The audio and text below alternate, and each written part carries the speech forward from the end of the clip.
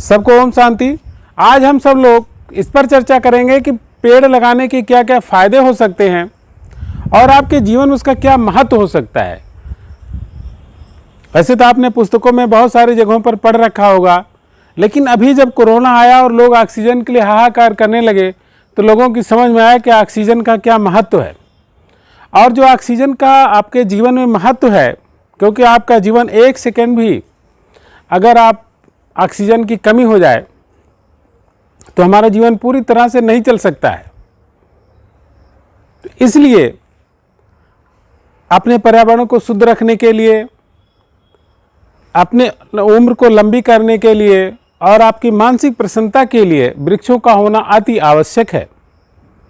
अगर आप वृक्ष लगाते हैं, एक छोटा सा उदाहरण हम लेते हैं, एक बरगद का पेड़ अगर आपने लगा दिया तो आप देखिए कि उसके जो बरगद का फल होता है उसको हजारों चिड़िया प्रतिदिन खाती हैं और दूसरे जीव भी जो उसका फल गिरता रहता है नीचे, बहुत सारे जीव जंतु नीचे भी उसको खाते रहते हैं।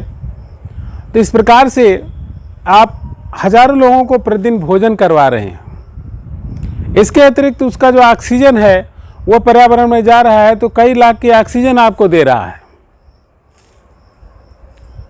इसके अतिरिक्त उसकी लकड़ी भी आप जलाने के काम में ला रहे हैं। तो एक पेड़ अपने जीवन में बहुत उपकार करता है हम लोगों के ऊपर। तो क्यों ना हम प्रतिदिन पेड़ लगाएं और अपने आसपास के वृक्षों की देखभाल करें।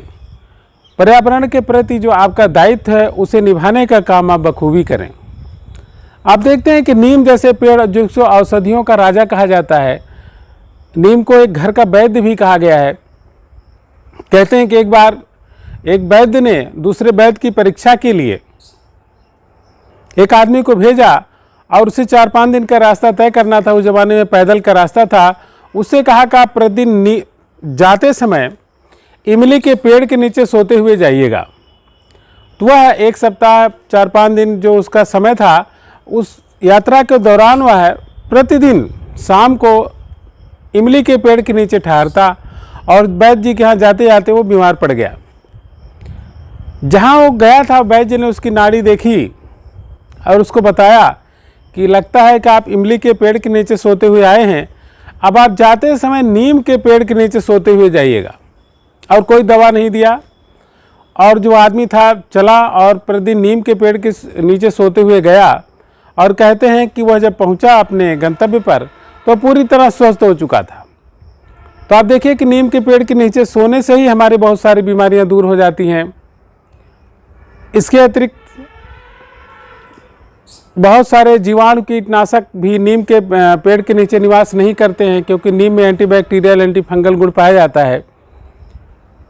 दातून के काम में अभी हम लोग मंजन ब्रश करते हैं, लेकिन नेचुरली जो दातून के काम में हमारे पूर्वज नीम जैसे पौधों के दातून का प्रयोग करते थे और बुढ़ापे तक उनके दांत स्वस्थ रहते थे।